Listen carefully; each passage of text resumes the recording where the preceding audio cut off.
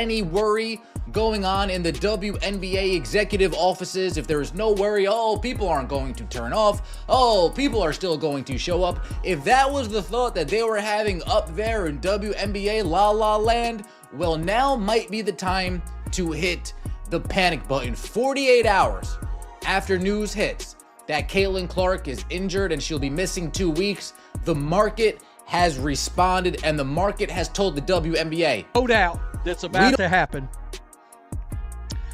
The WNBA teams that move their games, this is about to be catastrophic. The WNBA's biggest concern may have just become reality. Caitlin Clark's quad injury is already creating major ripple effects across the league, and the impact is being felt far beyond the basketball court. Several teams that moved their home games to larger arenas expecting massive crowds for Clark's appearances are now facing the possibility of thousands of unsold or empty seats. Some fans have even begun canceling tickets or choosing to skip games altogether while Clark remains sidelined, raising fresh questions about just how much influence one player has over the league's attendance and television audience. The conversation has quickly shifted from a single injury to the broader issue of the WNBA's growing dependence on its biggest star. What do you think? Are fans justified in boycotting games while Caitlin Clark is injured, or should they continue supporting the league regardless of who is on the court? Share your opinion in the comments below. But we don't want this. What am I talking about? Indiana Fever ticket prices to games over the next 2 weeks have dropped 42%. Since Caitlin Clark's injury announcement, an average ticket price of $137. The WNBA's timing could not be worse.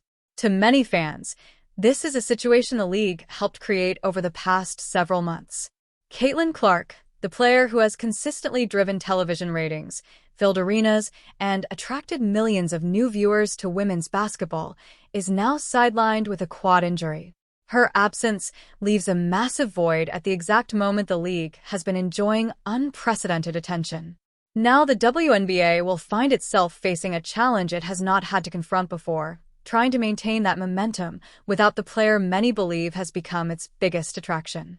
The coming weeks will reveal just how much of the league's recent success has been tied to Clark's presence and whether the excitement surrounding the WNBA can continue while she remains off the court. I know when it happened. I know afterwards, we got a message that she had something going on with her leg, and they were getting an MRI, and then we got the really yesterday. Was it after the Liberty game on Saturday? Is that her last game? Yeah. Yes. Steph, you had a chance to. Let's take a closer look at what is really happening here. According to Indiana Fever head coach Stephanie White, Caitlin Clark will be reevaluated in 2 weeks. But anyone familiar with quad injuries knows that recovery timelines can be unpredictable. It could take anywhere from 2 to 6 weeks before she is fully ready to return, depending on how well the injury heals. This is not a minor setback or something that can simply be rushed. It is a legitimate injury that requires patience and proper recovery.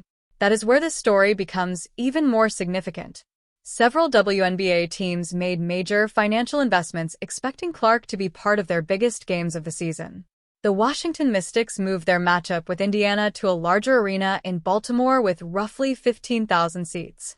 The Chicago Sky relocated their home game to the United Center, while Dallas scheduled its matchup at the American Airlines Center. These were not small decisions. They involved larger venues, expanded marketing campaigns, additional security, increased staffing, and significant operational costs, all based on the expectation that Caitlin Clark's star power would fill those arenas. Yeah, I don't know how things work in pretend basketball. I don't know the history of transparency when it comes to timelines for injury returns in the WNBA. But I do know in the NBA, teams are rarely transparent with injuries. When the Pelicans say Zion Williamson will be reevaluated in 2 Those same teams are now facing the possibility of some of their weakest attendance numbers in years. The reaction from fans has been impossible to ignore. Across social media, many have said they plan to sell their tickets, cancel travel plans, or even boycott games until Caitlin Clark returns. One fan explained they were selling their Fever Mystics tickets because they no longer wanted to make the trip from Washington, D.C. to Baltimore without the chance to watch Clark play. Another said they would only watch Fever games on delay so the league would not benefit from their live viewership. These reactions are not isolated incidents. They reflect the frustration of many supporters who believe Clark has not been treated fairly throughout her WNBA career. For them, this goes beyond the injury itself. It is about what they see as the league's complicated relationship with its biggest star.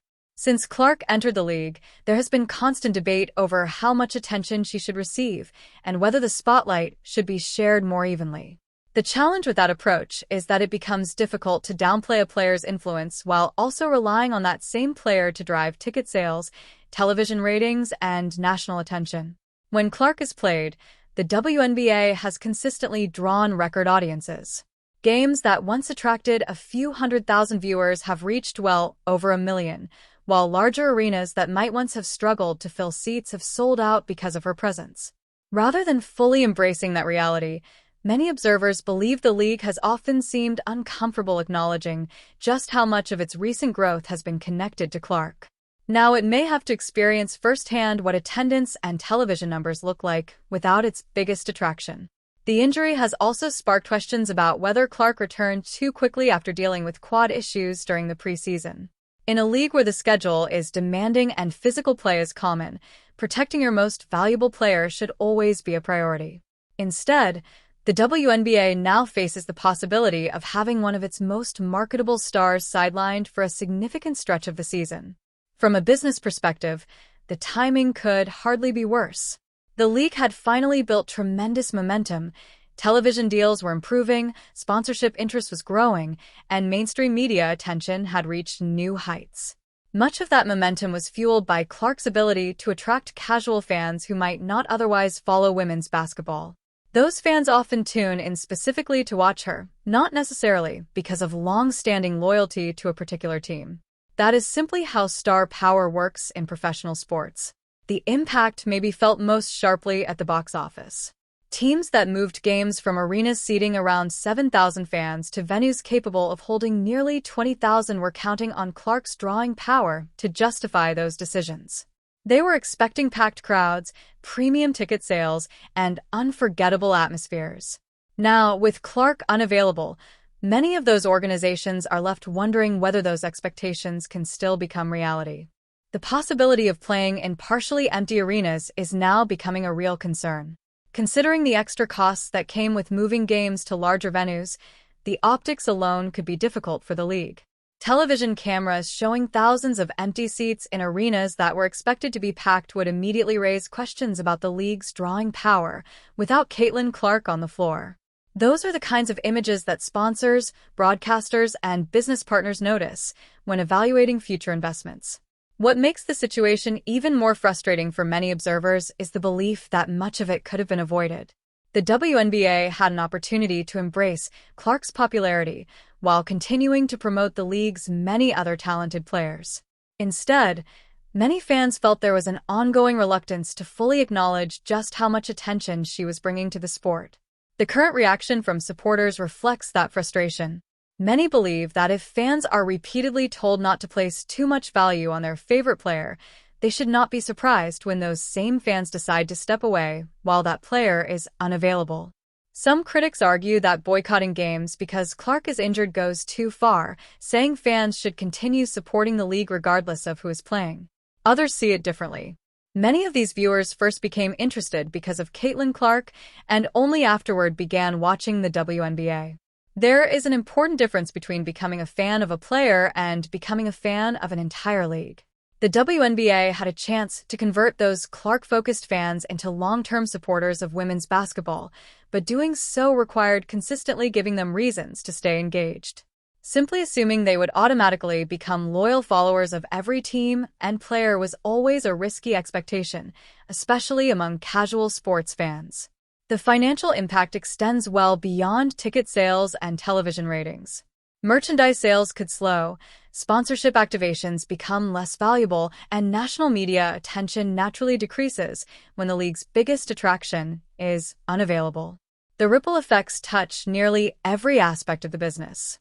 Many observers have also questioned whether better injury management and a more cautious recovery process might have reduced the risk, particularly after Clark dealt with quad issues earlier in the year. Whether or not that is the case, The timing is especially unfortunate because the WNBA had finally built tremendous momentum. Sustaining that growth requires keeping casual fans engaged, and extended absences from the league's biggest stars make that task much more difficult. The coming weeks will reveal how the league responds. Does it fully recognize Clark's impact on attendance, ratings, and public interest, or continue emphasizing that no single player is bigger than the league? Attendance numbers, television audiences, and fan engagement will likely provide the answer. Ironically, many debates over the past year have centered on whether the WNBA depends too heavily on one player. Now the league has an opportunity to see what life looks like without her on the court. The growing boycott movement is not driven solely by Clark's injury. For many fans, it reflects deeper frustration with how they believe the league has handled its biggest star. Combined with Clark's absence, those feelings have created a perfect storm. Teams that invested heavily in larger arenas, expanded marketing campaigns, and higher expectations based on her drawing power may now face the consequences of that gamble. Without Clark, those investments become a reminder of how influential true star power can be in professional sports. In many ways, this situation may become the clearest test yet of the balance between individual superstar appeal and overall league growth. The numbers over the coming weeks, attendance, television ratings, and fan engagement, will tell an important story about where interest in the WNBA currently stands. What do you think about the entire situation? Share your opinion in the comments below, subscribe for more basketball coverage, and turn on notifications so you never miss our next video.